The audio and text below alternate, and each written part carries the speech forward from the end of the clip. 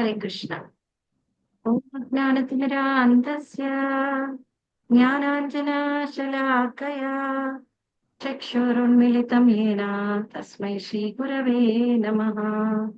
Mukam Karoti Vachalam Pangum Langhayate Girim Yekrupatamaham Vande Paramananda Madhavam Shri Gurum Dinataranam Shri Chaitanyam Ishwaram Shri Chaitanya Manobhishtam Stapitam Yena Bhutale Swayam Rupakada Mahyam Dadati Swapadantikam Vandeham Shri Guru Shri Yuta Padakamalam Shri Gurun Vaishnavamscha Shri Rupam Sagrajatam Sadana Raghunathanvitam Tam Sajivam Sadvaitam Savadhutam Parijana Saitam Krishna Chaitanya Devam Shri Radha Krishna Padan Sagana Lalita Shri Vishakhanvitamscha He Krishna Karuna Sindhu Deenabandho Jagatpate Gopesha Gopika Kanta Radha Kanta Namostute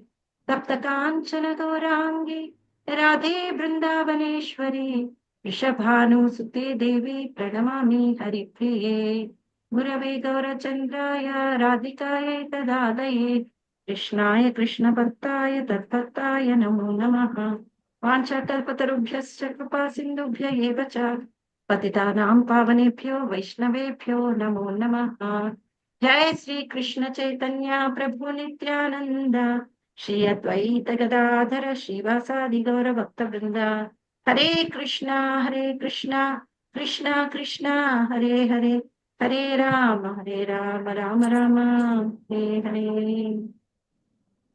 Please accept my humble obeisances, dear Matajis, and taking mercy of Guru and Gauranga, I would dare to speak about one of the Kalyan Gunas of Lord Rama.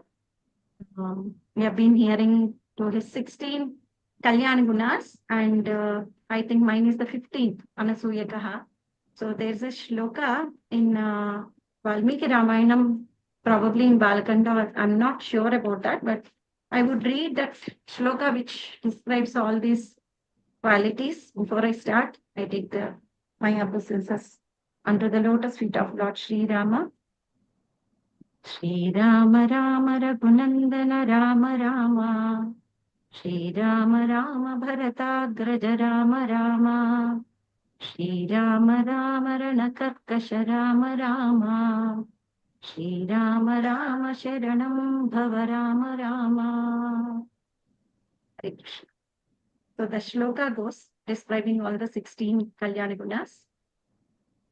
Dharmagnaha Kritaknaha Trudavratah Charitrena Yuktah Sarvabhuteshu Hitah Vidvan Samattah Priyadarshanaha Atmavanchita Krodhaha Dyutiman Anasuyakah Bibhyati Devaha Jataroshasya Samyuge Shri Ram Jai Ram Jai Jai Ram Shri Ram Jai Ram Jai Jai Ram. Hope my voice is audible, Mataji. Hare Krishna. Yes, Mataji. Thank you so much. So we have done all these qualities already. Matajis have spoken so well. I've been listening to the records. And so the 15th quality, the Kalyana Guna of Lord Rama, there are many. And the 16th one is Anasuyakah. The very word Anasuyakah means no asuya. Anasuyakah. So that is no envy. It is free of envy. And he's not jealous of any other's knowledge or his wealth or his power, anything. So this is very clearly shown in Ramayana. So this actually when the sage Valmiki has asked Narada when Narada was inspiring Valmiki to write Ramayana. So that particular time Valmiki actually asked him if he can be mentioned about that particular person who is possessing all this 16 Kalyan Gunas, and what are those also he keeps questioning, and we had dealt already through the shloka and through our last two meetings. So then sage Narada has described Lord Rama who is existing that particular time with all these qualities. And then these are the qualities which are actually not seen in any human being. Human body is only his avatar because he had to come on the request of, on the Sharanagati of all the sages, then the Devatas who have asked him to come in an avatar. The Supreme Personality of Godhead, Vishnu, was very considerate, so he had come as Lord Rama. So that is the reason he had exhibited all these qualities, 16 Kalyan Gunas and many more in fact. So we are talking mainly of this. And before I go to the topic of Anasuyakah, these qualities are seen only in Divine Supreme Personality, which is mentioned by Parasar Maharshi in Vishnu Purana as Aishwaryasya Samagrasya Viryasya Dashasasriyah. So that is only seen in Bhagwan, all these 6 opulences in abundance in 100%. So which is very similar to this Gunavan, Viryavan, and all this Kritagnya, all these qualities. So coming to the word Anasuya. So it means actually not only without envy, without jealousy, it is also about the person who is KRISHNA. It is about also the person who is having the sense control on his senses. That's why Lord is known as Rishikesha. So this most admirable quality of controlling the senses and also detachment from the negative emotions made Lord Rama look very peaceful, and he is inside, outside is very peaceful because of these admirable qualities. He never had any resentment. He didn't have any malice or covetousness towards anyone or anything. And that's why he's considered the model. Lord Rama is considered as model of virtue and righteousness. So I would like to again sing the shloka, which has the 16 gunas. We have covered, I think, 14 of them. This is the 15th quality. So I would sing this. Gunavan Miryavan Dharmajnah Kritajnah Dridavratah Charitrena Yuktah Sarvabhuteshu Hitah Vidvan Samartah Priyadarshanaha Atmavan Jitakrodha Dyutiman Anasuyakah Bibhyati Devaha Jataroshasya Samyuge. So I have checked where this is available, but this shloka where I had come across was somewhere in Balakanda of Valmiki Ramayana. Exactly, I didn't get the traces of the original root, but I found this very attractive to remember the same quality.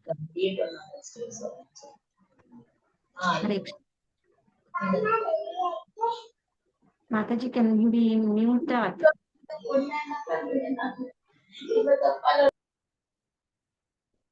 Thank you, Mataji. Matajis, whoever have joined just now, please accept my humble obeisances. We are doing about the 15th quality of Lord Rama among his 16 admirable Kalyan Gunas. So Anasuyakah, Lord Rama, is free of envy. He was never envious about anybody's strength, power, or wealthy, or anything, which is actually shown in those examples, what I'm going to discuss now. And he had to overcome the negative emotions. He has always shown his positive qualities. And through his every action, he has been a role model, not only to his brothers, but for the whole human race, because he's taken birth as a human being and had shown so much of tolerance and the patience. And all these qualities, the previous qualities, are together. When we talk about Anasuya, all this together makes him to be called as Dharmajna. So mainly he's Dharmavan. Bhagavan is who has been possessing all the 6 opulences like beauty, strength, valor, everything in complete 100%. In spite of having all the qualities of possessing knowledge, power, everything, he was still very, very admirably renunciated. He never was attached to all these supreme qualities of his own. And he was very humble as Rama when he had come. The first example we see is when he was just to be coronated as the prince of Ayodhya.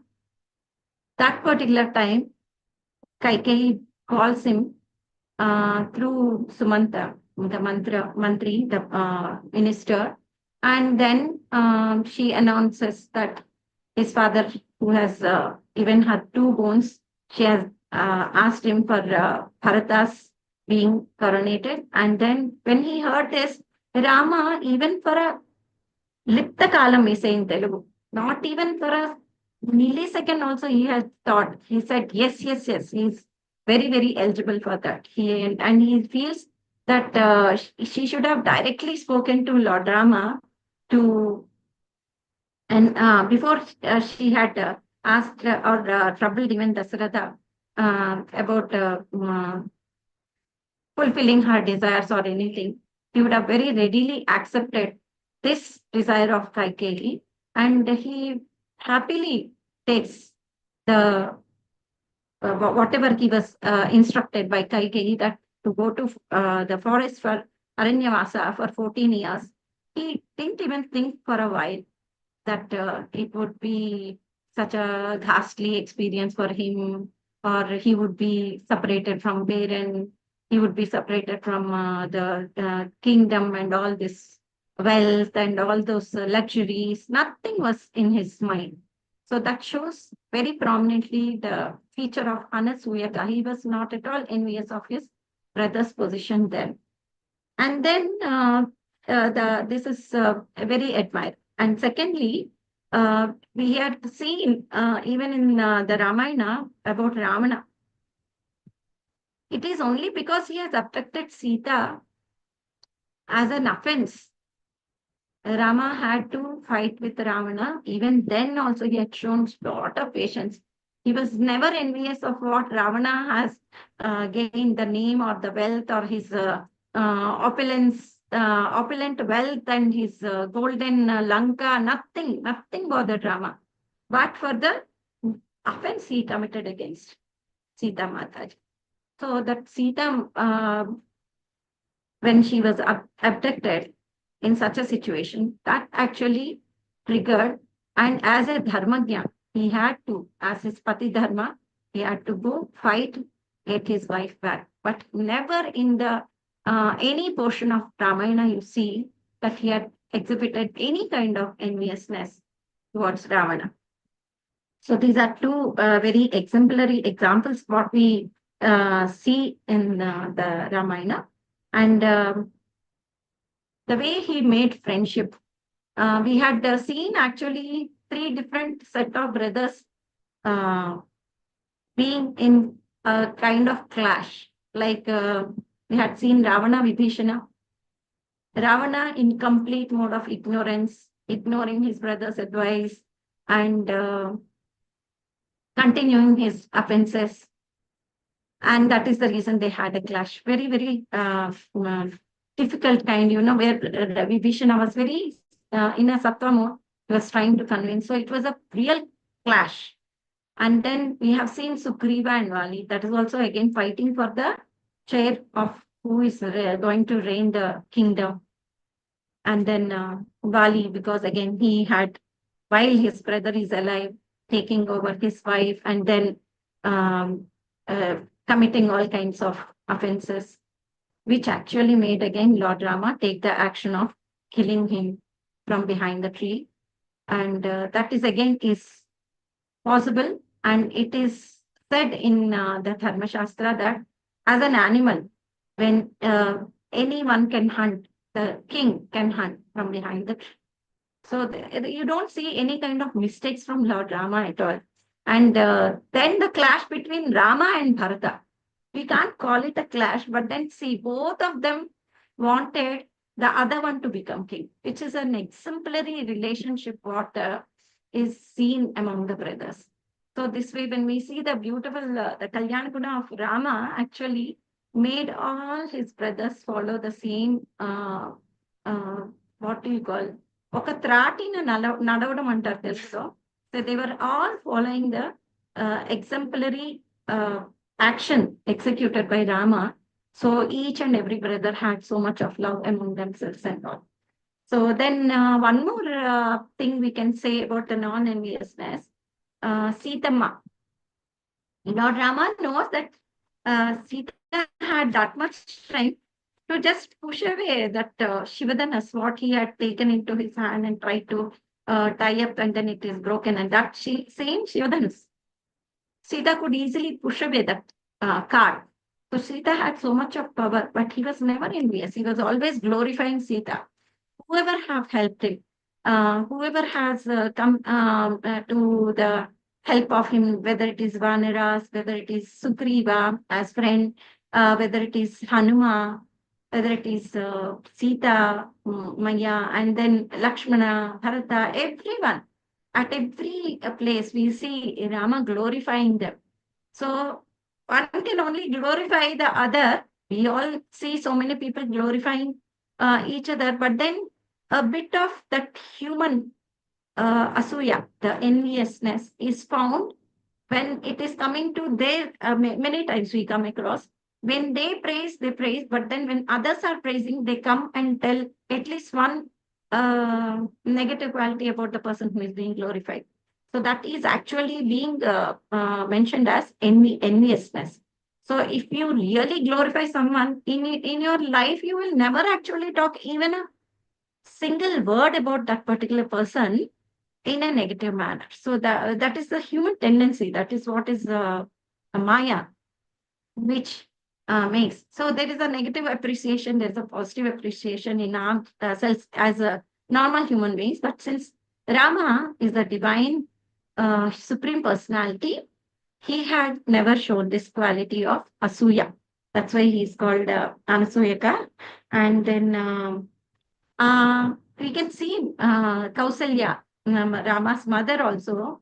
So non-envious, like it is there in the family itself, where when Kaikeyi announces about Bharata, even Kausalya Mata is also never affected. She says Bharata is the best brother to become the king of Ayodhya.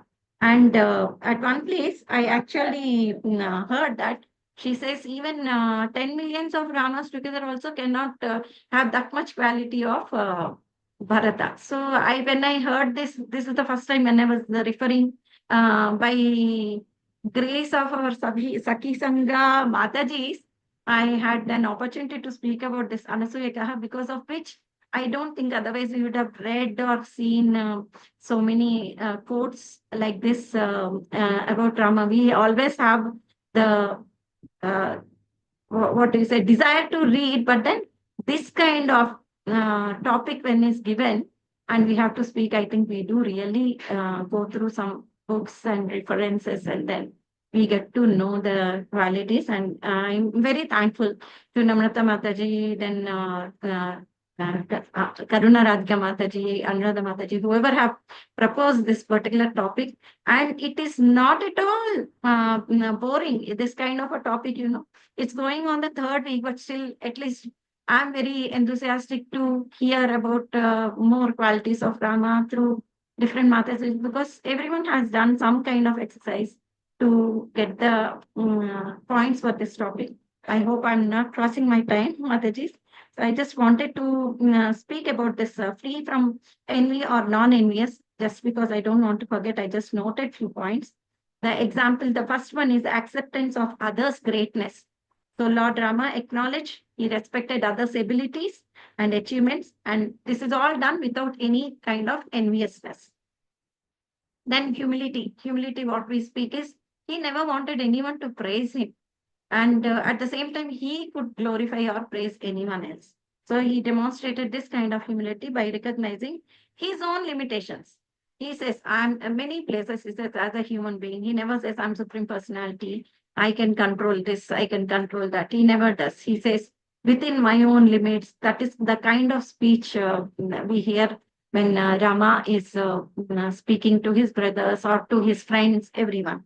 So, and he also has given the value of others' contributions. And then gratitude, which everyone has spoken already, Kritagna. Then,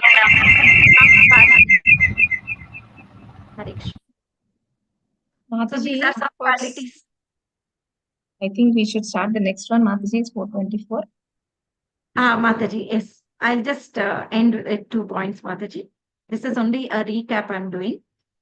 So Lord Rama, he expressed the gratitude also towards those who have helped him. And the last one, when he celebrates, he has rejoiced every accomplishment of all the others who are involved in helping him. So this is how he has been the most admirable, adorable, and we cannot imitate him. We can only follow him. So we can try to get more inspiration by reading more of this Ramayana. And thank you all for the opportunity given. Thank you so much, Mataji. Sri Ram, Jai Ram, Jai Jai Ram. Hare Krishna. नमो विष्णुपादाय कृष्णप्रेष्ठाय भूतले श्रीमते भक्तिवेदान्त स्वामिन्निति नामिने नमस्ते सरस्वते देवे गौरवाणी प्रचारिणे निर्विशेष शून्यवादी पाश्चात्य देशतारिणे जय श्री कृष्ण चैतन्य प्रभु नित्यानंद श्री अद्वैत गदाधरा श्रीवासादि गौर भक्त वृंदा हरे Krishna Krishna Krishna Hare Hare Hare Ram Ram Ram Hare Hare. Okay, right now I've got a topic that is Charitrena chakoyuktah. So Lord Rama is revered for his exemplary character and behavior because he possesses wonderful qualities. He is Krishna himself, and he is the supreme personality of Godhead. But he possesses mainly 6 qualities which makes him to be addressed as Charitrena chakoyuktah. The first one is Guru's words. Whatever Guru's agnya is there, whatever the words of Guru is there, he followed it completely. He did not reject it. In Bhagavad Gita also it is given Tadvidhi pranipatena pariprashnena sevaya upadekshanti te jnanam jnanina tattvadarshina. How we must approach a Guru. It is given in Bhagavad Gita. The same way Lord Rama also followed the Guru's words and the agnya of Guru properly. And the second one, what makes him Charitrena chakoyuktah is, that is, he is Pitruvakya paripalana. He followed his parents' instructions, he followed his elders' instruction, even in the face of the adversity. And the third point is, he was Swayam Dharma Palaka. Wherever it was required, wherever it was required, and not only required, whatever the dharma he needs to follow, he followed that, and he did not go against his particular dharma. And he also, when he went to the forest, he worshipped his Kula Devata, Sri Ranganatha. And not only that, when he got to know the Dasharatha's demise, he performed the rites, what is required at that particular moment. And he was Swayam Dharma Palak. So Dharmacharana, he knew what are the dharma he needs to follow. And the fourth point is Ekapativrata. So we all know that Lord Rama is married to Sita, and he did not deviate from that. And the fifth point is he never used to cause pain to others. And the sixth point is he is well-wisher of everybody. So Raghava, Rakshasa, Shatru, Maruti, Vallabha, Janaki, Kanta. So we'll get to know all these 6 points one by one. The first one being when Vishwamitra takes Rama and Lakshmana, he goes and asks Dasharatha that I need your son. And Rama, at that particular point of time, Lord Rama was 16 years old. And Dasharatha says, no, he will not be able to do anything. So you take me instead of taking him. But then Vishwamitra asks Dasharatha that no, I require Lord Rama only. So in that particular point of time, as per the instructions of Dasharatha, as per the approval of Dasharatha, as per the instructions of Vishwamitra, Rama follows Vishwamitra, the Muni, to the forest, and he kills the demon Tataka. So when he was about to kill Tataka demon, he knew it was a female demon, and when we actually go ahead and hurt a female, according to Dharma, it is not correct. So he took the permission of Vishwamitra. In fact, Vishwamitra told him that it is going to become evening. If you wait for her to subside, she will not subside. In the evening time, that is the reason it is advisable that we all do Harinam Sankirtan between 6 to 7. They say that because all the demoniac characters and all the demoniac natures in the world are going to get strengthened. So Vishwamitra also told, don't consider her as a woman. She's been a demoniac. She's done a lot of abominable things. So she should not be considered as a woman. At this particular point of time, you have to kill her. So that is the reason, please go ahead and kill her. Don't wait, because it's going to get evening, and by evening, she's going to get strength. So that is the reason it is important for you to kill Tataka. So that is the reason he took the permission of Vishwamitra, and even though he was hesitant, he showed at that particular point of time, even though women are demoniac in nature, one must not just take things into the hand, but it was the permission of Vishwamitra from whom he got the permission, and then he went ahead and killed Tataka. So we can get to know how Rama was actually very compassionate even towards the demoniac natured people also. And he was very hesitant, and he knew his dharma. He showed empathy and concerns for everybody and prioritizing their welfare. So Rama was like that. Under the instruction of Vishwamitra, he killed the Tataka. Once that is done, what happens is Lord Rama and Vishwamitra takes Rama and Lakshmana, and he goes to Mithila Pattana. So that is today's Nepal. So there, what happens is the Dhanush will be there, and it was Sita Swayamvara, entire town of Nepal, that is Mithila Pattana, will be decorated. And during that time, what happens is that there will be a Dhanush, and Vishwamitra will instruct him that, see, you are actually what you're supposed to be doing is you have to take that Dhanush and you have to tie a rope to it. So Rama does that, and when Sita comes, Mother Sita comes with the garland, then Rama will not bend head. Mother Sita will be very surprised, and because it was Sita Kalyan, and Vishwamitra had given the instruction that you have to take the bow and you have to tie a rope to it. He did that, and he did that with his left hand, and it was so easy for him. Other people were not able to even touch that bow, but Rama was able to easily do it in the left hand. Whatever Vishwamitra told, he followed that, and then Vishwamitra says, now you have to get married to Sita. And then Janaka Maharaja was given instruction to call Dasharatha and their family, everybody. And then once they all come, and Lord Rama gets married there. So we can understand from this that until the Guru's permission, Guru's Ajna was given, the Lord Rama did not take any of this matter into his hand. And he was very careful to follow all the instructions what the Guru has given. And he followed that, and also he preached that everybody to follow the instructions of Guru. It is important for all of us to follow the instruction of Guru. And it is important for us to do what has been told.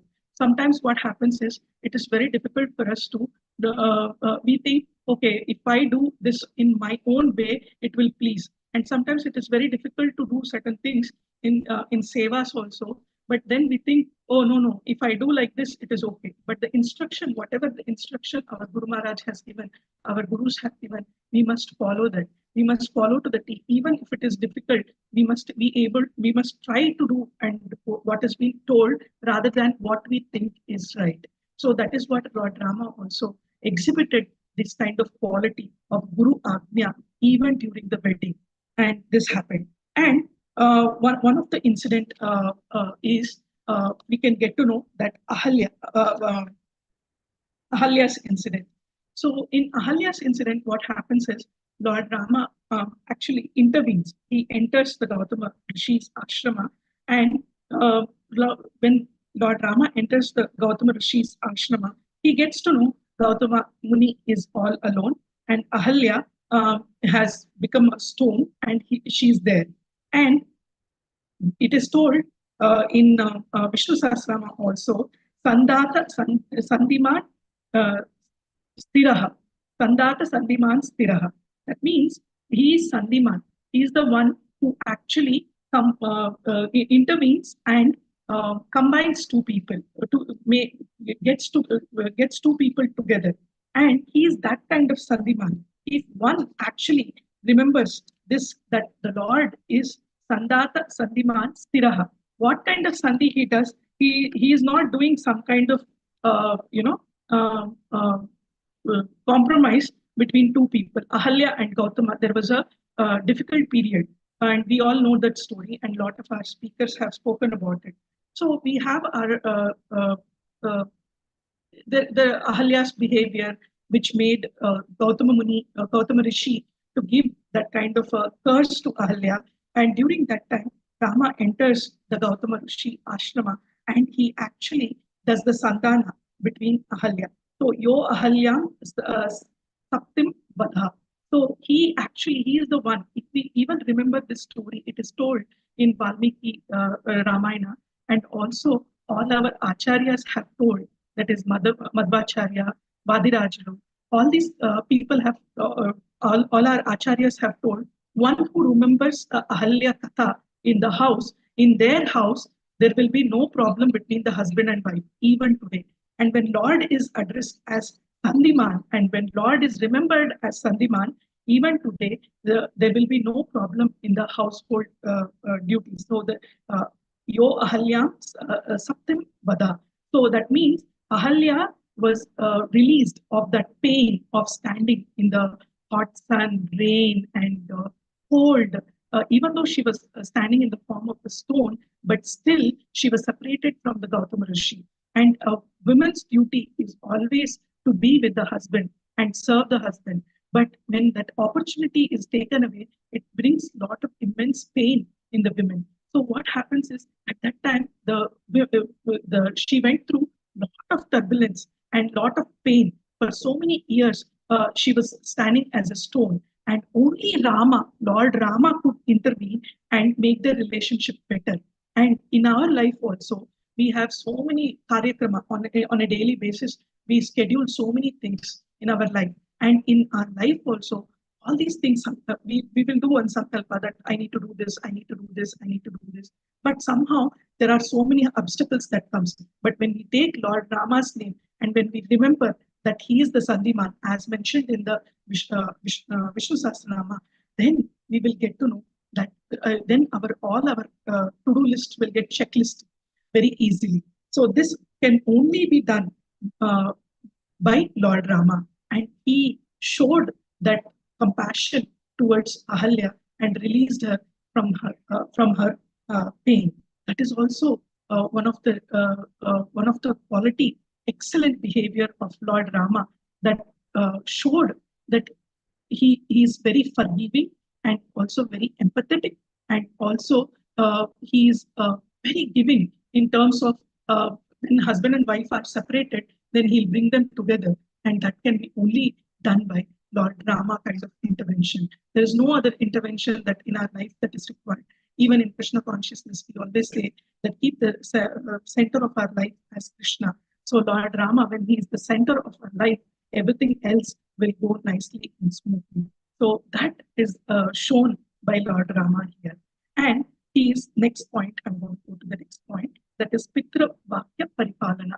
When Lord Rama was given, and he was supposed to be taking over the kingdom, and he was supposed to be ruling the kingdom, but due to the mantra's intervention, the Kaikeyi got deviated, and Kaikeyi told Lord Rama that you must now go to Vanavasa. you will not be allowed to take over the kingdom. And Lord Rama happily took over, like the Mataji one who took the previous one. And she said, not even for a nanosecond, not even for a second, he hesitated. Oh no, I'll not go. If somebody takes us out of our house, we will ask so many questions. Why are you doing this? Who are you to do? And things like that. Even if it is our own parents also, we tend to ask these kind of questions. But then Lord Rama did not do that. Lord Rama said, okay, I will do that. He was told that you take over the kingdom, he was ready. He was told you go to Vanavasa, he was ready. And not only that, Kaikeyi gave the dress code also to go to Vanavasa. And the Kaikeyi gave the dress code of this forest dress code. And Lord Rama happily wore that. He was wearing pitambari. He was wearing all the jewels, and he took out all the jewels in no time. He was not attached to any of these things. He took out all the jewels and he wore the dress which was given to him, and he was ready to go to the forest. And during this time, what happened is Goddess Sita, Mother Sita, was also given the attire that needs to be worn for the Vanavasa.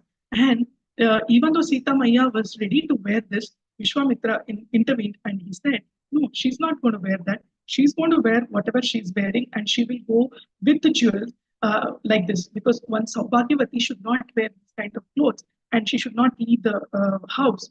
Always Saubhagyavati Patni should be wearing jewels and golden ornaments. And this is the kind of these days people talk about women empowerment, equality, and these things. But then this is the kind of upliftment at that time for women, and even women empowerment was shown to the world. That is, women should be wearing all these things. They should not take out all these things. The Vishwamitra Rishi actually showed that, oh no, she will wear whatever she's wearing. But then she was given this kind of attire to wear to the forest and go. And then she accepted the attire and kept few jewels. And then she wore that attire. And during that time also, Lord Rama did not fight. He did not say, why are you making my wife to wear all these things? He accepted, and they both actually went to the Vanavasa, went to the forest. And we see in Ramayana, when they went to the forest, when they went to the Vanavasa, during that time, up until Chitrakuta, Bharata also followed. Bharata followed along with all the Ayodhya Vasis. Everybody were like ready to go with Lord Rama to the Vanavasa. But Lord Rama said that you will not continue to come with me. This is this is the dharma that I need to follow. This is the righteousness I need to follow. You all need to be at your place and follow your dharma. I have to follow my dharma, that you need to follow your dharma. He demonstrated that kind of dharmic behavior. And when he was leaving leaving his kingdom also, during Ayodhya also, at that time, he touched the sand. He touched the sand particle of Ayodhya, paid obeisances, and then he left from there. So whenever we are leaving or we are entering, it is supposed we actually pay obeisances to the bhumi, that is land that we are standing on. So it is important for us to respect that particular land. And Lord Rama did that. And in that also we can understand he is the supreme personality of Godhead. He doesn't need to do all these things, but he has a dharma. He has certain commitment to dharma. That is the reason he was always upholding the truth and justice, even in the face of adversity. And he followed the instructions of the Guru and elders at all given point of time. And he only did what he was told to do. And he did not make any mistakes in that. So he was he consistently maintained his words and promises. And he demonstrated that kind of integrity by telling the Ayodhya Vasis that you all must go back. And I need to follow my dharma right now. You all have dharma towards your family, your people, and you need to follow that. And in his dealings, he was always honest. That is the reason he is called as Charitrena, chakoyuktah. So he was very courageous and he was brave as well. Rama is portrayed as a very fearless. He was not afraid of anything. He was ready to fight for whatever right and defend his people and his kingdom. Once what happened when they were in Vanavasa, Bharat comes and Lakshman actually observes Bharat coming to their place in the forest. And during that time, Lakshmana says to Lord Rama, see, these people are coming. This Bharata did not allow you to stay in the palace also. Now in the forest also he's coming and he's not allowing you to stay there also. Today I'm going to kill Bharat, he said. And for that, Lord Rama said, no, no, no. Bharata cannot do this at all. So you should not try to think about all these things. And he was always right. He was always compassionate. He was always empathetic. He knew the situation and he knew how to behave with the brothers. And during these days, we see in Kali Yuga also that we have this kind of a behavior that if somebody questions, then we will also question back, but we'll also doubt on them. But Lord Rama did not doubt on Bharata's arrival. And Lord Rama told Lakshmana also that this is not true. And what you're thinking is incorrect. And this is how you need to think. So he always followed the dharma and he always followed the rules and regulations. And he was very loyal to his, not only his wife, to all his brothers also equally. So we can understand from this behavior of Lord Rama and that he did not think anything otherwise. And when Bharata came, he did not have any kind of asana to sit. So he made Bharata to sit on the lap of Lord Rama. So he gave his lap to sit. So that was the affection, that was the compassion, that was the love that he showed towards Bharata. So there are so many qualities like this, and we can understand from these kind of qualities that Lord Rama exhibited such beautiful, excellent behavior in all kinds of situations and all kinds of problems, and yet he was always in the best of his behavior. So we can understand that he never used to cause any kind of pain to others. He was always a well-wisher of everybody, and he always wanted to walk on the path of dharma, even in terms of the adversity. So these are few words which I prepared on this particular topic, and thank you very much for giving this wonderful lecture. Sorry, So nice. Thank you, Mataji. So very nice, Mataji. So very nicely. Thank you so much. Thank you. Next. Machi, can I go? Or somebody else is there? Has something to do. Karnaradka Mataji? Yeah. Can I take? Yeah, Mataji. I don't know the order. What was your order? Yeah, my order, but if I can go. Yeah, go Mataji. Yeah, because I have some work at 5:30. Yeah, please go ahead. Actual meeting. Oh, that is fine, Mataji. Me, Venka, I'll walk in your footsteps. Ayyo Rama Kohunda. Hare Krishna Mataji, Dandavat Pranam. Om Ajnanatimirandasya Jnananjana Shalakaya Chakshurumiलितं येन तस्मै श्री गुरवे नमः.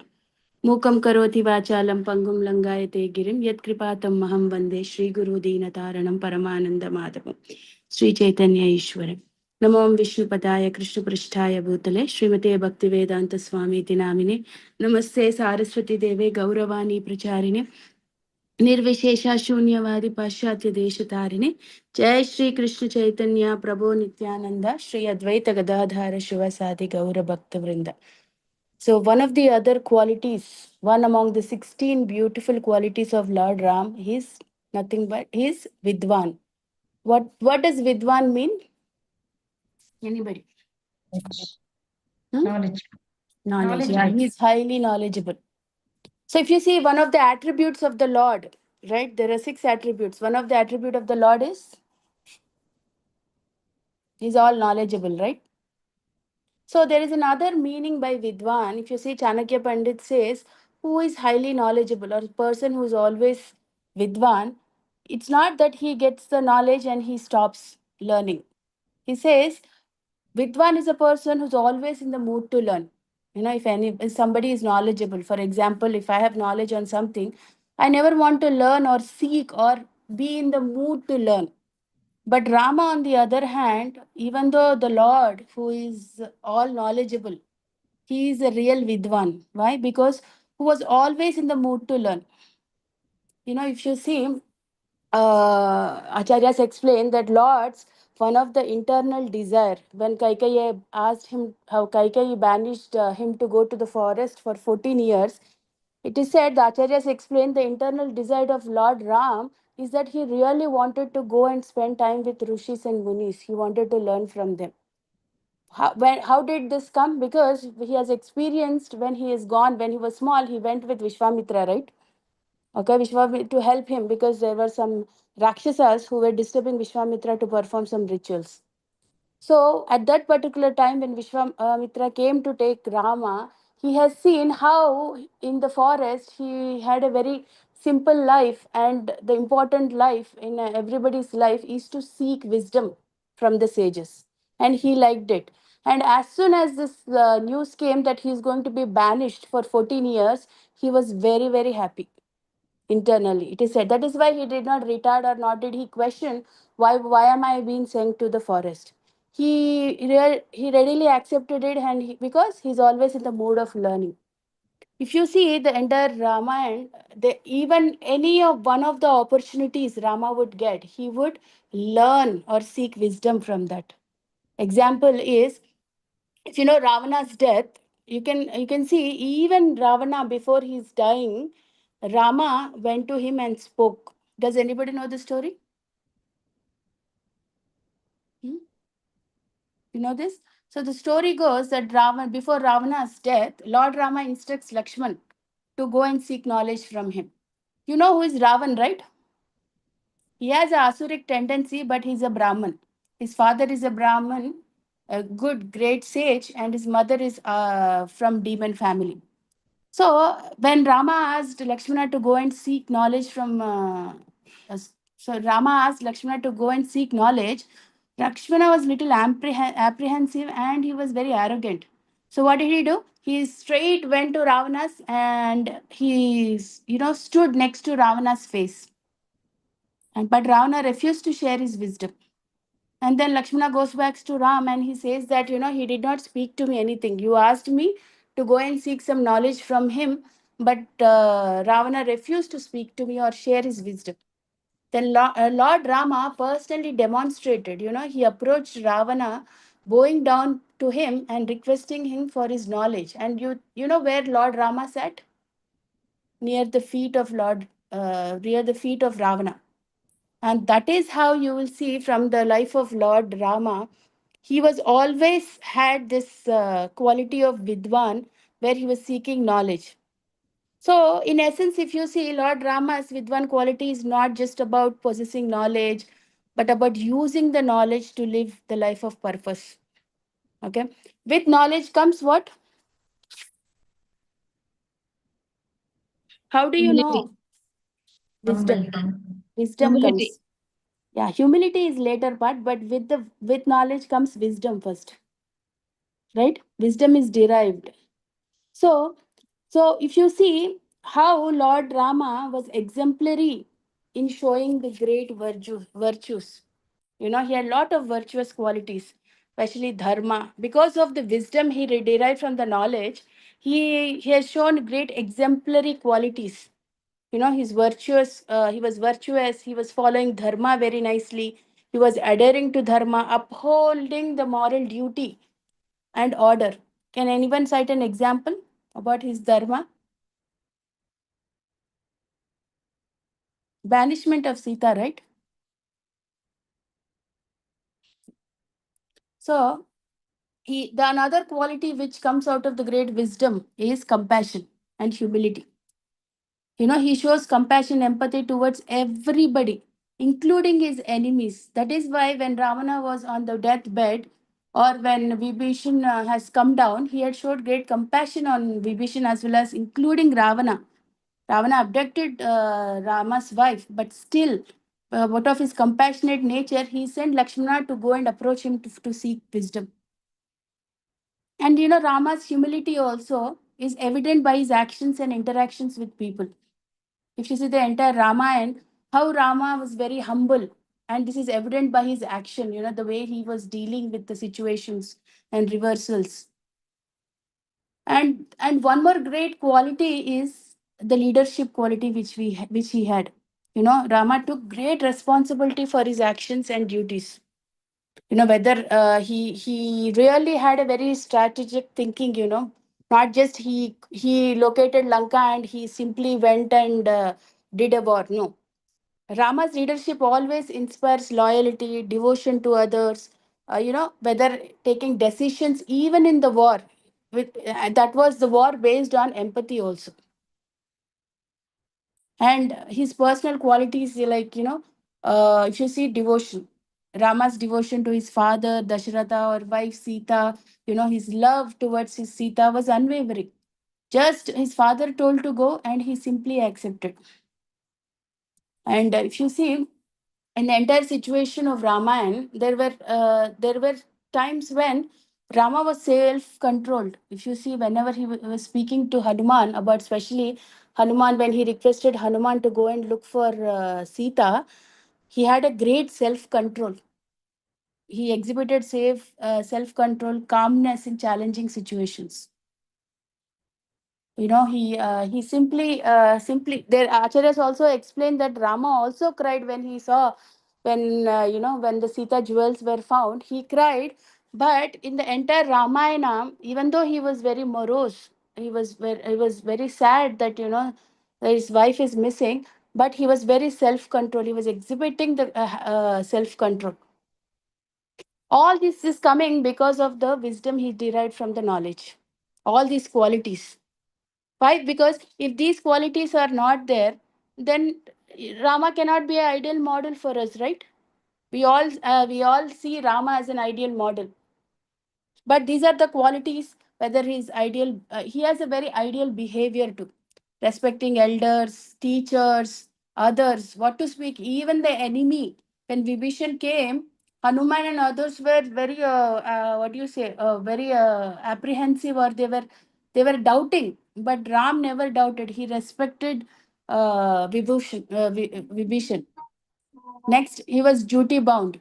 You know how Rama is duty bound, right? He prioritized his duties and responsibilities. That is also one of the reasons he banished Sita.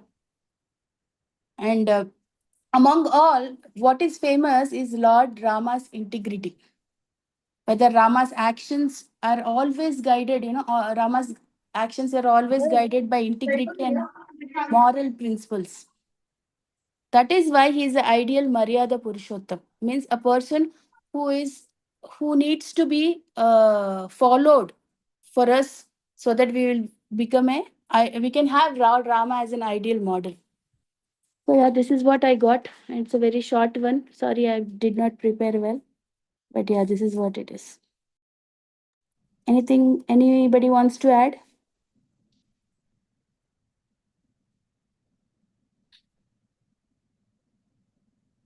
Hare Thank you, Krishna. Mataji.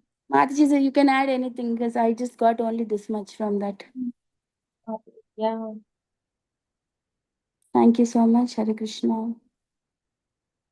Deepa Mataji.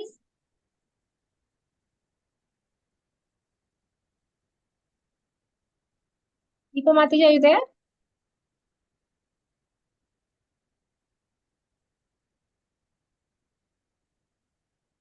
Not join. Namrata Mataji can speak. I think she joined initially, right? But Maybe she got disconnected or something. Maybe you can start, Mataji. She can do it okay, after you. give a call. Vanchakalpatarubhyascha kripa sindhubhyev cha patitanam pavanebhyo vaishnavebhyo namo. Hare Krishna. So thank you so much for giving me this opportunity again. And I would be talking about the quality of Dyutiman. So Dyutiman, it means a very charismatic, radiant, effulgent personality. And this is very evident for a person who has a lot of power, valor, and he has an ability to inspire a lot of awe and respect among his people and followers.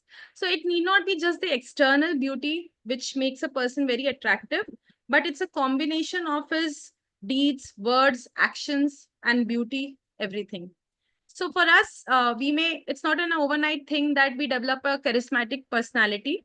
It may be a period of a time, a lot of it's over time that we develop that kind of personality. But for Lord Ram, he was naturally very charismatic, and he did not have to, externally train himself. Like nowadays, we have a lot of uh, a lot of workshops where you develop an attractive personality. There are a lot of personality development workshops and 1,000 ways of impressing people and all these things. But for Lord Ram, he didn't need this external sources to shine. His goodness and power was very inherent. So he had a very mesmerizing leadership quality, which made him like a magnet, human magnet, where all his followers, they were ready to do anything for him. And why it's possible? It's possible when the followers actually see that the leader genuinely loves and cares for them. That is one of the most attractive quality of a leader. So as a leader, he could inspire that kind of loyalty among the Vanaras, the monkey soldiers, and all other people, whoever he met even once, because of his genuine love and care for the people. So one very good example, before they were about to go for the war with Ravan, Vibhishan actually told Ram that, you have an advantage over Ravan, because though the Vanaras are not fully equipped, they don't have the shastras and arms and ammunitions like Ravan. They are not very skilled in military arts, and they don't have siddhis and mayavi magical powers like the Danavas. But then there is one advantage that they have, that is the soldiers of Ravanas, they are paid.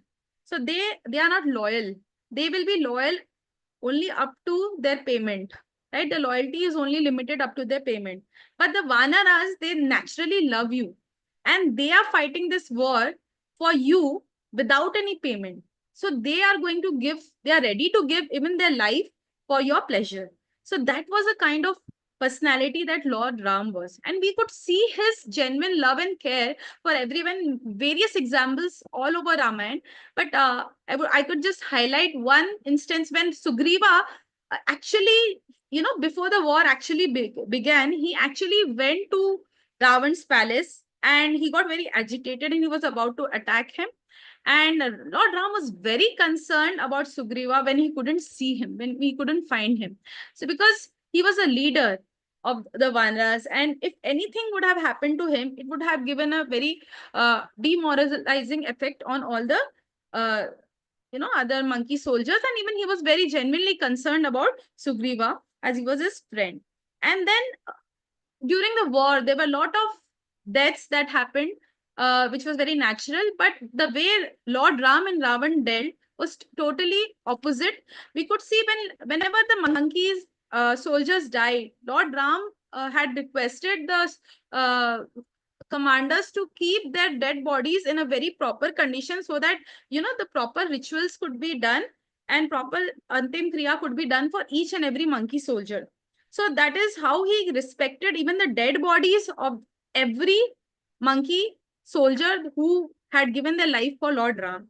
And while when Lakshman actually was, when he got unconscious and Hanumanji went to get the Sanjeevani booty, now the Sanjeevani booty was so powerful, it not only got the unconscious Lakshman back to life, but because of its power, whichever monkey soldier's dead body was present there and they smelt it, they all came back to life.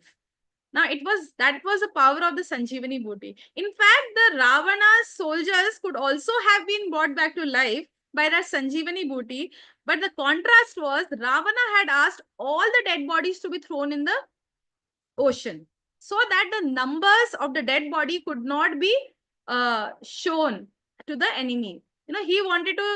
He didn't want to demoralize his soldiers, and he wanted to show off that nothing has happened in my group. They're not many deaths are there. Nowadays, like, with politicians, they don't show the exact count of dead bodies like that. So this is coming from Ravana mentality. He was very political. So he did not even keep the dead bodies of his soldiers. They were thrown into the sea. So when a person who sees these kind of things, he can understand how wonderful his leader is. He's respecting even the dead body of every soldier who was there in his team.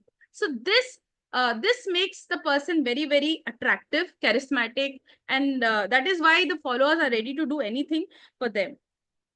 In the same thing we see in the example of Srila Prabhupada. Srila Prabhupada, as we say, we cannot tell him that he was very, very beautiful externally. He was aged and he was old, and there was a generation gap with the hippies, that he first met.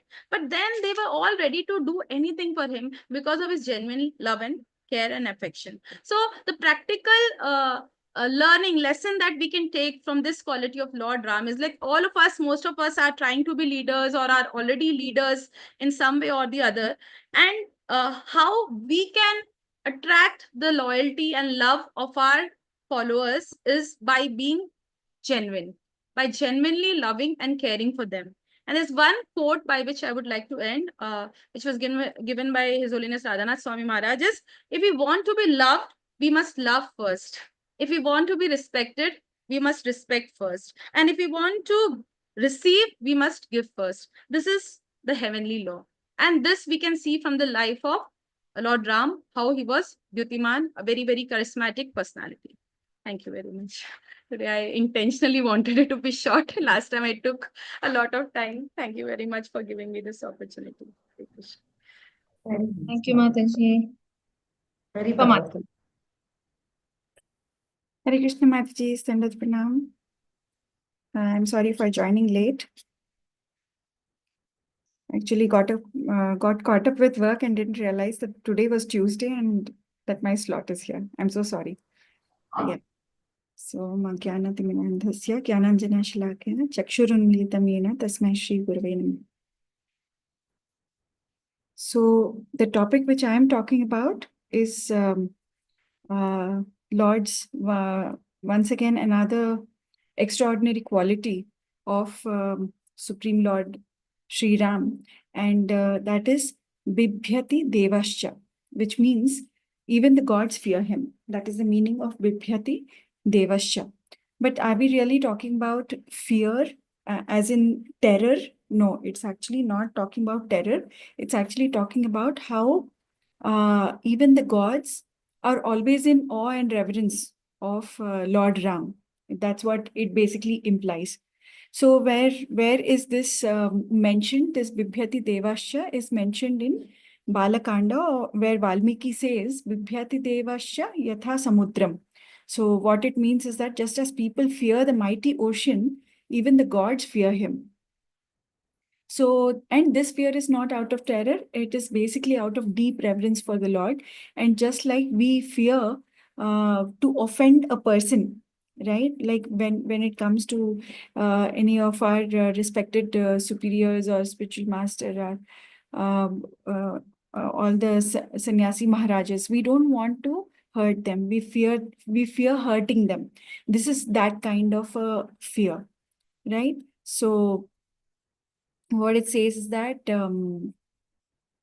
where we have a deep respect for somebody and we fear to offend a person, the demigods too are in awe and reverence of Rama's strength and his glory, and so therefore they don't want to hurt him. So there are some examples in this regard. When Ravana had defeated the Devtas and taken over the heavens, so how did advent of Sri Ram take? First of all, Ravana was actually creating a havoc, a terror by defeating everybody and proving that he is actually supermost and the most powerful, stronger than the strongest across all the planetary systems. So he had taken over the heavens and made even Indra run for his life. So all the Devtas, as usual, went to Lord Vishnu at Shweta Dvipa and they prayed for help. And then what happened? Lord promised that he would, and there was a, actually it is mentioned that there was a specific boon that Ravana had sought, where similar to Hiranyakashipu, but Hiranyakashipu ruled out all the possibilities of getting killed by whether it is a person, whether it is an animal, whether it is weapon. So every kind of possibility of getting killed, he had removed. But here Ravana was overconfident a bit. And so what he thought that humans are like so meek and this one, even Devatas can't do anything to me. What can humans do? So he had excluded humans in that. Matlab, humans can't anyway do anything to me. So therefore, he made sure that nothing else can kill him, and he discounted humans. And that's where wherever there is Okasanda Durukte, Lord will catch that. That's what we have seen in Narsimha Avatar also. Like whatever he said that not this, not this, not this, and then Lord found some what is that? What do you call that? Even in the legal parlance, that you actually see what are the loopholes, right? Where are the loopholes? And Lord found the loophole, which is in the human form. So therefore, he promised that he will descend as a human in a human avatar. And that's how he descended, right? And he descended in the Ikshvaku dynasty, and to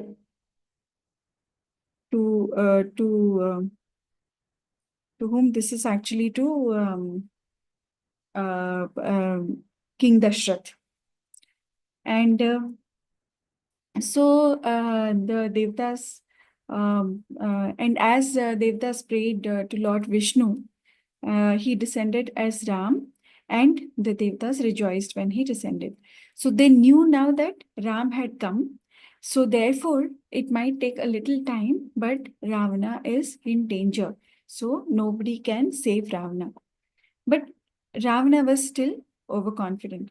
So, and so we see that example that actually Devtas here were in awe and reverence of Lord for descending in this kind of a form, which is for sure going to kill Ravana. Then another example that we see is during the battle in Yuddhakanda, when Rama was about to face Ravana in his final fight. And then Agastya Rishi approached him and gave him the Aditya Hridayam, which is, as we all know, it's basically prayers to the sun god. Then Agastya Rishi actually reminded Rama there that you are the one whom Surya, the sun himself, worships. Right? So that is also one example where we can understand that it's a proof, kind of, the statement is a proof that demigods also worship Rama.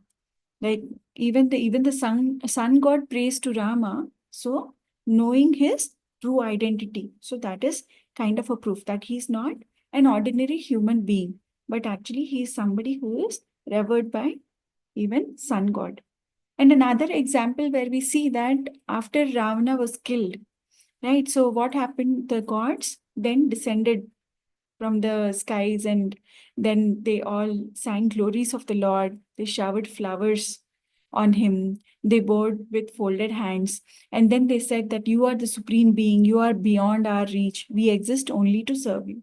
So this was also a proof, and proof within the scripture itself, that demigods, Bibhyati devasca. So devas are all in awe and reverence of the Lord, and they pray to the Lord for protection. So what it means for us, what is the lesson that we take? That if even the devatas fear him, or rather are respectful of him, and the same Lord is actually walking barefoot in the forest, right? To keep to keep the promise that he had made to his father.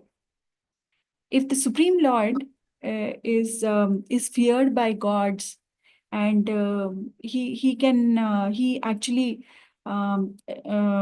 takes the Jatayu into his arms, and how kind he must be. Like when the whole world and all the supermost being in this universe are actually fearing him, but still he is, what are the qualities that he's showing? That to keep the promise of to his father, he's walking barefoot in the forest.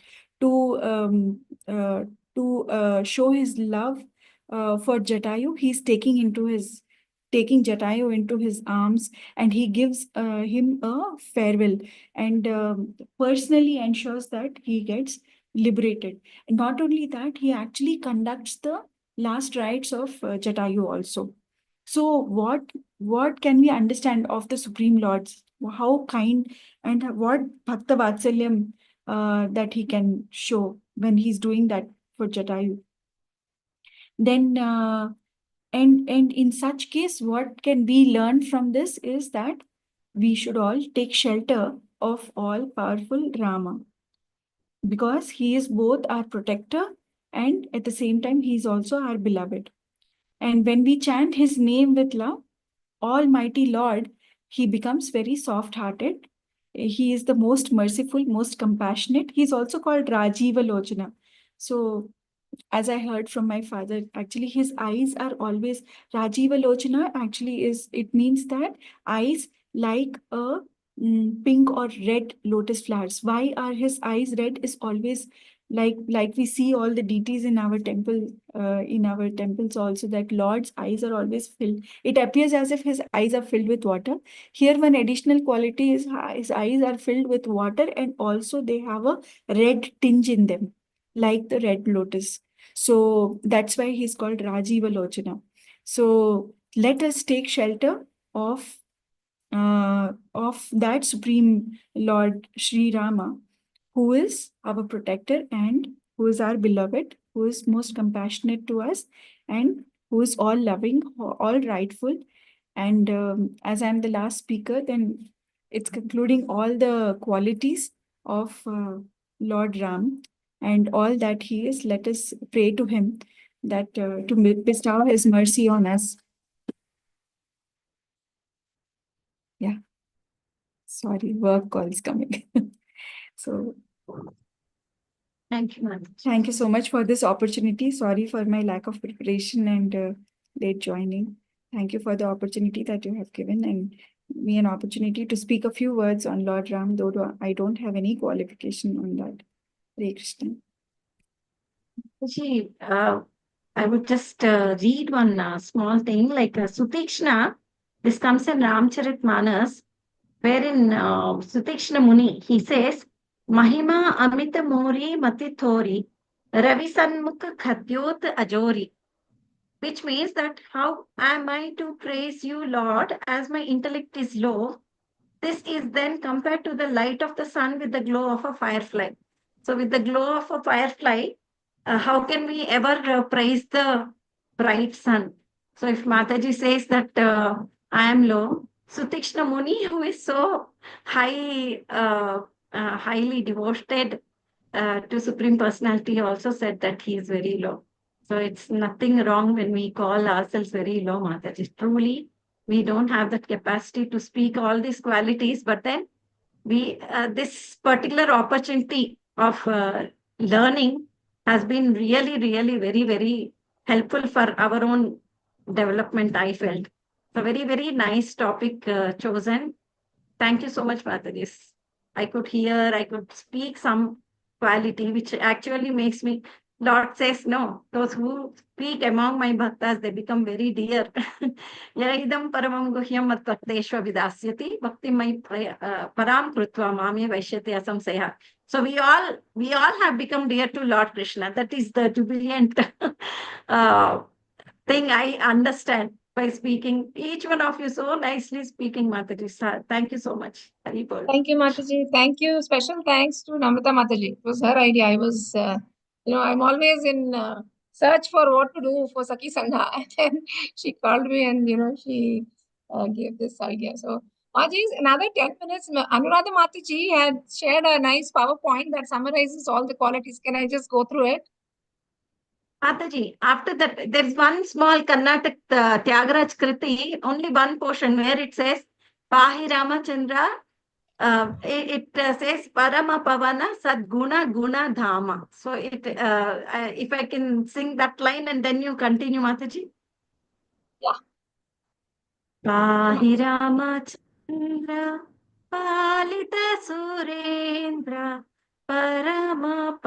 Vidvan Sadguna Ganadhama. After speaking all these qualities, I felt we should take the shelter. Pahi Rama Chandra. Thank you, Mataji. Hare Krishna. Thank you, Mataji. Hare Please. Krishna. So this is prepared by Gilan Prabhu and Anuradha Mataji. So I'm just sharing. I mean I don't have qualifications to talk about qualities of Rama, so I'm just going to share what Mataji said. So it's like a summary. Are you able to see the PowerPoint? Mataji, are you able to see? Yes, Yes, Mataji. yes, Mataji. So these 16 qualities that we have been talking for the last 2 weeks, and this is the third week, is the qualities that are described by Narada Muni. So Valmiki asks this is a conversation between Narada Muni and Valmiki Muni. So Valmiki Muni asks, अस्मिन् सम्प्रतां लोके गुणवान् कश्च वीर्यवान् धर्माज्ञस्य कृतज्ञस्य सत्यवाक्यो दृढवता. So I'm not going to go through. So there are 1, 2, 3, 4 verses in which we have all these 16 qualities that we have talked about. So I think first day we talked about 6 and then another 6 and we finished all the 16. So this is coming from these 4 verses. So in my note in Sakhi Sangha, I've given both the Sanskrit words and the English translation. So, Gunavan, we have Dharmakya, Kritagya. So, all these are taken from these verses. So, these are the 16 qualities. Of course, innumerable qualities Lord Ram has, but these are the 16 that happens in this conversation. And they're called, Kalyana Gunas. So, the topmost Gunas, I think. So, we discussed about Dharmakya. So, one who carries his duties in all situations, willing to accept any sacrifice to perform. And each Mataji has beautifully given us, the examples for this behavior that we are seeing here. So he focuses, Rama's focus is not on the rights, but always he focuses on the duty. So he killed all the demons that have been disturbing the sages. Primary duty, he always focused on his primary duty while performing secondary duty. So that is a beauty, I think. Sometimes we do one duty and we let go of the other because we have no capacity to do everything. But Rama has always done the primary duty and also did his Svadharma. That is the duty of, being that personality. And then also his duty of the soul, which is Sanatana Dharma. I think, Namrata Mataji last time beautifully explained how he did both these, Svadharma and Sanatana Dharma. Then the second quality is Satyavan, aware of the power of words. So he was very conscious of the meaning behind the words. Alignment between, so he always had alignment between his thoughts, words, and actions. So, he's not the one who thought something and said something and did something. So there was always a perfect alignment between what he thought and how he did and what he said. Basically, what he said is always what he did. So, Prabhuji gives us an example of Sita Agni Pravesha conversation. I'm not going to go into the details. And he follows the word even when the whole world tries to oppose or suggest to change. When Rama accepted this, how many people opposed him, how many people, didn't want him to leave. But regardless of that, he continued. So he went, on his path. So, so many Vashishta, the citizens, Lakshmana, Kausalya, everybody, Bharata, everybody, requests him not to do it, but he follows. So he is a person of the word. So Eka Vachana, Eka Bana, and Eka Patni. Those are the examples of him being Satyavan. Then Charitrena chakoyuktah, we just heard from nicely from Anuradha Mataji. So how he behaves as a leader and how his conduct is always inspiring. So I've read his character is like a gold standard. I mean, if anybody wants to know, what is a beautiful character, then, Ram's behavior is always a gold standard. There's probably, nothing higher for us to compare in terms of behavior. So he thought 100 times before, acting. And he always used to think, what is the effect of, my action on a common man? So that was always on his, mind. So then he set the standard for eternity of how he took the responsibility as a king by sending Mother Sita to Valmiki Ashrama. So, it must be so painful for him to do that, to send, his eternal consort to away. but he did this for, setting the standard. Then Rama Rajya is the standard to achieve. Now, even today we talk about Rama Rajya. If you want a peaceful country, then we always describe it in terms of Rama Rajya. And then we know that he is a Maryada Purushottam. So just now we heard of how he respected Ravana also, was his enemy, Vibhishana. So his respect even to his enemy. So it sets the standard. Ramayana really sets the standard that is impossible to achieve. So reading it inspires us to change. I was just now sitting and thinking, how is it even possible, to get like a fraction of the quality that, Lord Ram has? Yeah, we are, reading and discussing, but, to me, I don't know. So it's a, highest, platform that we have to reach. But, little, if we can imbibe from any of these 16 qualities, if we can change a little bit of one quality, I think this will be worth, this presentation of all the Matajis. So the other is Vidyavan. We heard just now from ANURADHA Mataji. So highly knowledgeable, always in the mood to learn. This is what she was emphasizing, that, he is not, think we are knowledgeable, we kind of cease to learn, but he was always in a mood to learn. And he used to sit under the feet of his teacher, which is what Upanishad means. Upanishad means, sit next to the feet of your teacher. Upa is next. So real Vidvan is one who is always in the mood to learn. Then higher taste to learn more from sages was one of the internal desires of Lord Rama, or to accept 14 years of exile. Yeah. So, externally, yes, his father told him, but internally he had this desire of learning from the sages. Then he learned even from Ravana before his death, that Shubhascha Shikram, never delay to do anything auspicious in life. Do not underestimate. So these are things he learned from Ravan. So even from an enemy, he's learning. How many of us can do that? We always, put our enemy, as, less than us in all respects. And we don't want to learn anything from our, imagined enemy. But here is Ram, who's learning all this. So do not underestimate your enemy. Do not reveal your secrets. Respect your advisors, and greatness of Rama is Maryada Purushottam. That is another quality. Then Viryavan. He was fearless. Just now, I heard one of the Matajis saying, so he's courageous to take any decision. So again, he didn't hesitate, to go with Vishwamitra. Even though Dasharatha hesitated so much, but Rama never questioned or hesitated. Then he decides to build the bridge to Lanka, following dharma irrespective of people and opinion. And he's courageous in the battlefield, just not the battlefield with Ravana, but also battlefield of life. So he accepted enemy's brother to fulfill his vow. Accepting Vibhishan. Then he always dealt with, all his relationships, keeping ideals in the front. So never give up to fight where there is a need. 14,000 soldiers defeated single-handedly. Courageous does not mean not being fearful. It means not to give up even when there is fear. So do give up in spite of any setbacks. Don't give up, I think. So courage means that, you're not afraid. You could be afraid, but if you're not giving up in the face of adversity, then that is courage. Then Gunavan, great qualities filled in the personality, remaining extremely humble despite all the talents. I think that is the beauty. So you have so many talents, but remained, extremely, extremely humble. Any act not for gaining popularity, but to inspire others. So breaking of bow in the middle and following the rules of exile. The example of, Guha city, Sugriva's jungle, Lanka. So everything was to inspire others. So, Ram never seeked any popularity or fame for himself. It was always to inspire others by his behavior. So best speech, which brings the best version of everyone around him. Use the best weapons only to protect the innocent and punish the miscreants.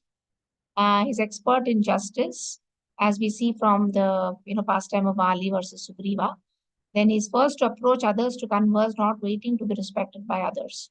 So yeah, he would be the first one to approach others and share the pain of people, not just provide solutions. So he was empathetic, just not, he's just not as a king solving problems, but he actually felt, a lot of empathy with the people. And so Ram is someone who is both inside out, is the same person. So no pretension, no pretense. So that's who Rama was. Then Dyutiman, again, just now we talked. So very charismatic. He could leave a spell on others like, Marichi, and followers ready to do anything to please him because of his, charismatic personality. He was perfect in his mannerisms, gestures, and actions, truly caring and winning everyone's hearts. So this extended to the animals and trees also. And we know the example of, his reciprocation to the desire of Shabari. So yes, I don't think, whoever Ram met would fall in love with Ram. Then Sarva Lokapriya. So he is loved by all due to his charisma. And we have the example of Guha and citizens of Ayodhya. Unconditional love and respect towards all, how he shared. Kindness in actions and dealings. Very conscious towards everyone. Example of spider versus Hanuman, dealings with Vishwamitra, dealing with the squirrel. So with everybody, Sarva Lokapriya. So he loved everybody and he was loved by everybody. Then Dridhavrata means committing to the cause. So, determination. So if you take up some cause, you're committed to it. And he did all acts in the highest quality, all the rules. So he would go to any extent to protect, a person that came for his shelter, he would go to any extent to protect that person, despite of any objection. And I think the topmost example that keeps coming up is Vibhishana. So many people objected to him helping Vibhishana because he's from the opposite party, but, Lord Ram accepted him. So, and then following 14 years of exile to the highest standard is also in such a beautiful example. And then his enthusiasm would never go down in any situation. So he was determined in whatever he got. Then Samartha. Samartha means competent, being competent beyond any doubt. And despite, any level of pressure, he remained highly focused and he would complete all the tasks, never leave anything unfinished. And how he brought Mother Sita back is a, great example of how determined he was to bring Mother Sita back. Going over all those hurdles. And every skill used not to prove it works, but to benefit others in all situations. So he would use some skill in others' benefit, not to prove that, I have this skill or that. So, this example, I don't know, delivered 7 trees and 7 brahmanas cursed by Agastya Rishi. I'm not familiar with this pastime. Then Chitta Krodha. Chitta Krodha means he would be emotionally stable and in all situations, means win over anger. So he has won over his anger. So be emotionally stable. So so he's never angry, except I think anger on Jabali sage when he was speaking atheism, anger on ocean god, the Samudradev, he gets angry, and anger on Sugriva. So here in these situations also anger was only a medium to remind others of their responsibilities. That was his, motive behind being angry. Then Atmavan means self-composed. So he was calm in all uncertainties and no agitation. When Dasharath or Kaikeyi tells him to leave, how calm was Ram. So never agitated. No, you don't see him ever agitated. And he solved problems very maturely, even in crisis. So 14 years of exile, Lord Ram was totally calm. He dealt with the disturbed mind of everybody else. He worshipped ocean god despite time constraint. Dealing with Bharat when he visited to bring Lord Ram back to Ayodhya, and dealing with Surpanakha. So we know all these pastimes of how beautifully Lord Ram dealt with in all of these situations. Then Sarva Bhuteshu Ohitaha. So he's a well-wishing friend to all. Sarva Bhuteshu, all bhutas, all jivas, animals, humans, everybody. So he did not discriminate anyone by their externals. And when he takes decisions, it was not based on personal likes and dislikes. And he had equal vision towards all. For example, doing Pinda Pradhan to Jatayu, he never thought Jatayu was an animal, do I even need to do this? So he had equal vision towards all Sarva Bhuteshu and accepting Shabari's offerings, keeping aside all other. These 2 examples tell us how he was, this quality. Then Kritagya. Kritagya is ever grateful for even a small act of service done. Grateful to not only people who served him, but anyone who gave him an opportunity to serve. And he never felt eligible to being served by anyone. Yeah. So Ram never, in all genuineness, never felt that, he should be served. And he remembered everyone at all times. During coronation, he remembered that he could do something for Bharat, Vibhishana, Sugriva, but he could not do anything for Jatayu. And then he offered himself to Hanumanji for his services. We know that pastime of Hanumanji and his service to Lord Ram. Then Satyavakya, he was truthful in all situations. We know that. And Samyama means patience. So he was very patient in dealing with all situations.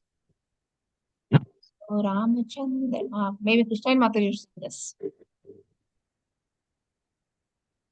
Achai there? Yes, Mataji. Ramachandra Ramachandra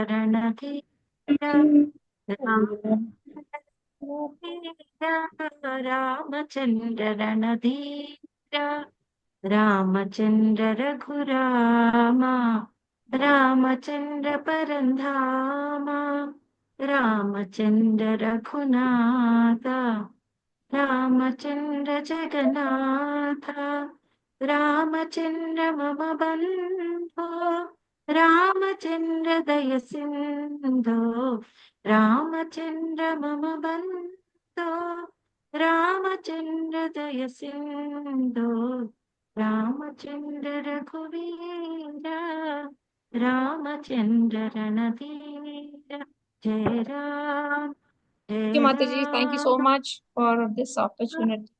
Sorry, Mataji. Yeah. So thank you all very much for being a part of this. And like Krishna and Mataji said, I hope this is sort of an exercise when we read scriptures, we are serious about reading and presenting, and this is the only way to only way. Otherwise, we don't do a thorough job. So whenever we prepare for a talk, that's the best research we do, and that we remember for so long. Like the talks I prepared, say last year or before that, we tend to remember because we do a thorough job. So future opportunities, Matajis, kindly take part and be with us. Thank you so much. Thank you all. Vansha kalpataru.